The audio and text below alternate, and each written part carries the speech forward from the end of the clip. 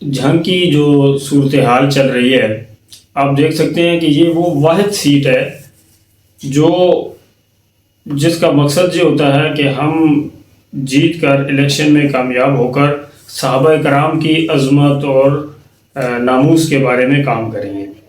آج وہاں جو صورتحال ہے، سن 2003 کے بعد مولانا محمد اعظم طارق شہید کی شہادت کے بعد سے وہ سیٹ آج تک ہمیں نہیں مل پائی۔ جب بھی الیکشن میں ہوتا ہے، کیوں؟ اس کی بنیادی وجہ یہی ہے کہ آپس کی لڑائیاں، آپس کے غلط فہمیاں، آپس کے اختلافات، ایک دوسرے کی ٹانگیں کھینچنا، اور پہلے تو یہ دبے دبے ہوتا تھا، اب جو ہے جو صورتحال بن گئی ہے، اب یہ بالکل واضح ایک دوسرے کے سامنے ہے اور ثبوت ایک بھی نہیں دے رہا۔ دیکھیں، مولانا محمد احمد لدھیانوی صاحب ہیں، دوسری طرف مولانا معاویہ اعظم طارق صاحب، آپس میں ایک دوسرے کے مد مقابل آ چکے ہیں۔ وہ کراچی کے ایک مولانا صاحب ہیں، انہوں نے ایک دن ایک بیان ریکارڈ کروایا اور صرف باتیں ہی کی، انہوں نے کسی قسم کی کوئی بھی ثبوت پروف وغیرہ نہیں دیا۔ تو اس پہ کیا ہوا، اس پہ کچھ حضرات نے ایکشن لیا، انہوں نے اگلے دن معذرت کر دی۔ وہی اعتراضات مولانا معاویہ اعظم نے ایک مسجد میں ممبر پر بیٹھ کر وہی اعتراضات سیم بالکل تو وہی کیے، لیکن ثبوت انہوں نے بھی کوئی نہیں دیا۔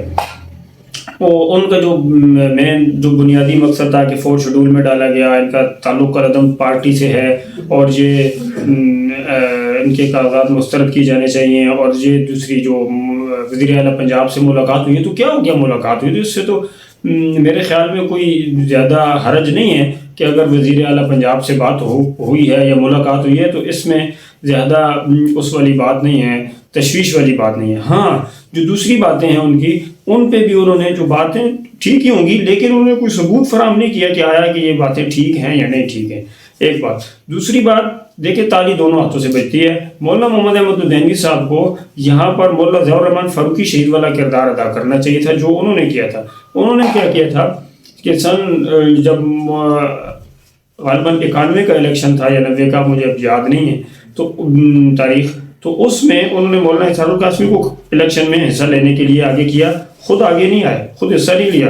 پھر ان کی شہادت کے بعد مولانا اعظم طارق کو وہ کراچی سے یہاں پر لے آئے، اور ان کو حالانکہ وہ جماعت کے سربراہ تھے، وہ الیکشن میں حصہ لے سکتے تھے، لیکن انہوں نے وہاں سے یہاں ان کو لایا۔ پھر دوسری دفعہ الیکشن میں حصہ لیا، پھر وہ مولانا اعظم طارق صاحب کو الیکشن میں انہوں نے حصہ دلوایا۔ تو یہ جو باتیں ہیں، تو اس وقت یہ والا کردار ادا کرنے، وہ بڑے تھے، بڑے آدمی تھے، ان کی دور اندیشی، معاملہ فہمی، ہر معاملے کو حل کرنا، وہ بہت بحسن و خوبی جانتے تھے۔ مولانا محمد احمد لدھیانوی صاحب بھی جانتے ہیں، لیکن مولانا کو چاہیے تھا کہ وہ والا کردار ادا کرتے جو مولانا ضیاء الرحمن فاروقی شہید نے کیا تھا، اور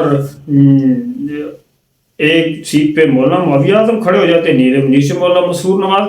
دیکھیں دونوں پاکستانی شہری ہیں، دونوں الیکشن میں حصہ لے سکتے ہیں۔ تو یہ جو اختلافات ہے، اس سے آپ کیا دنیا کو میسج جائے گا؟ دیکھیں، میں اگر چاہتا ہوں میری ایک ویڈیو ان کو دکھائے کہ آپ کے اس طرح ایک دوسرے کے مد مقابل آنے سے آپ کیا سمجھتے ہیں؟ آپ دونوں حضرات میں سے کوئی ایک جیت جائے گا، لازمی تیسرا فریق جیتے گا، ٹھیک ہے؟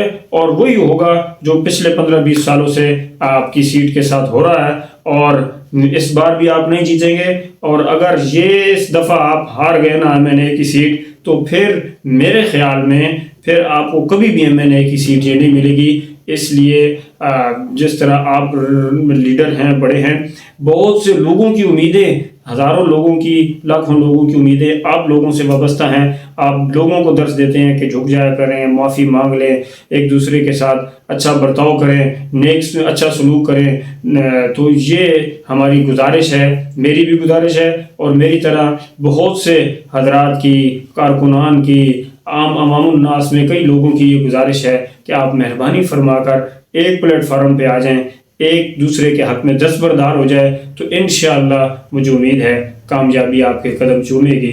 اللہ عمل کی توفیق عطا فرمائے، اور اللہ ان دونوں کو بلکہ تمام علماء حق کو اتحاد اور اتفاق نصیب فرمائے۔